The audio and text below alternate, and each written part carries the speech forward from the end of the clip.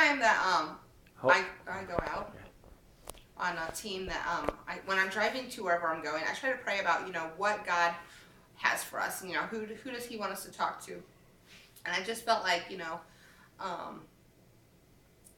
that we were going to meet somebody with a lower back problem, and so after we did our prayer time here, I felt like God had led us to the front, and then He took us to meet a mail carrier, and we got to pray for her.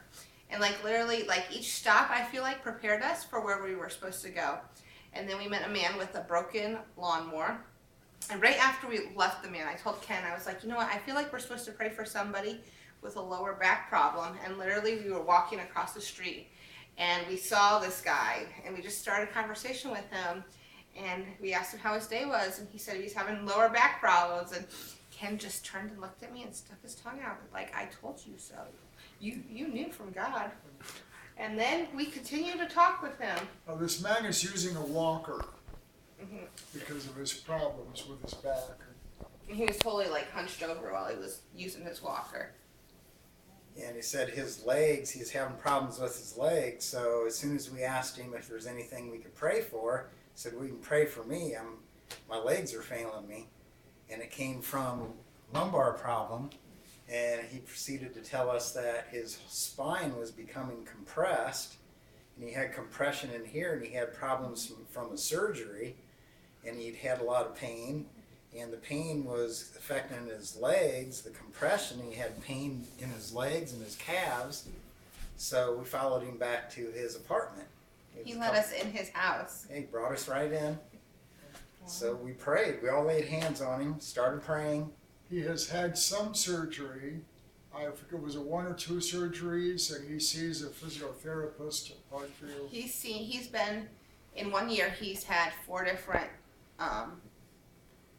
times he's met with physical therapists for 4 different things. So he's been in and out of the hospital, and it's something that his family struggles with too. So we all laid hands, we started praying for him. And we asked him, how does it feel? Well, it's about 30% better. So we proceeded to pray for him some more.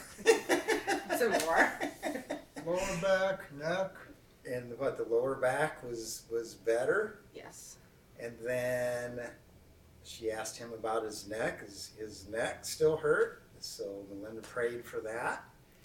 And Dave had some scriptures and things to pray for. And go ahead. And when we started, his face, he would talk to us like this, and then it would just go. And halfway through, I was like, I could see through, his chin. And by the end, he was actually standing completely straight, and his eyes were so open. He's like, oh, I can move my neck without it hurting right now.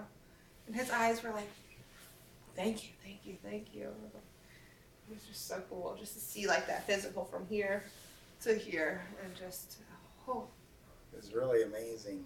And when you think about it, the guy was concerned because his body was failing him, and all this pain and everything. And he said he was praying this morning, just sort of Lord, this is just too much, and that he needs some help. And lo and behold, 3 Musketeers. the Lord puts us all together so we can pray with this guy. And it was really amazing. He's in all this pain and everything. And afterwards says it's gone. And his calf still hurt. So Dave put his hand down on his calf. We all prayed again. The Lord took that pain away. And we just kept praying, and he just kept feeling better and better. It was really amazing.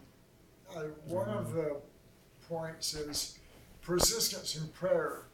Rather than just offer a prayer for healing and God bless you and goodbye, keep at it. And that's what Ken was so good at that, is continue. As long as he's willing and receiving. Yeah. Faith is an active thing. It's not a theory. It's active. And when Jesus heals, it's active.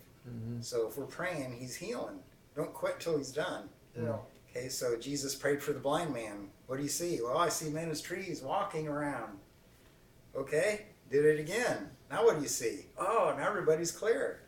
So if Jesus gets 2 times, how many times do we get? Yeah. Right? So if the Lord's present, He's with us when we go out, He's going to work and move. Amen. We don't have to doubt it. And like I was telling Melinda, we don't have to try to work up some big faith or something. The only thing we have to do is obey. Jesus said, share the gospel, heal the sick, cast out demons. He just wants us to go out there, do what He told us to do. Mm-hmm.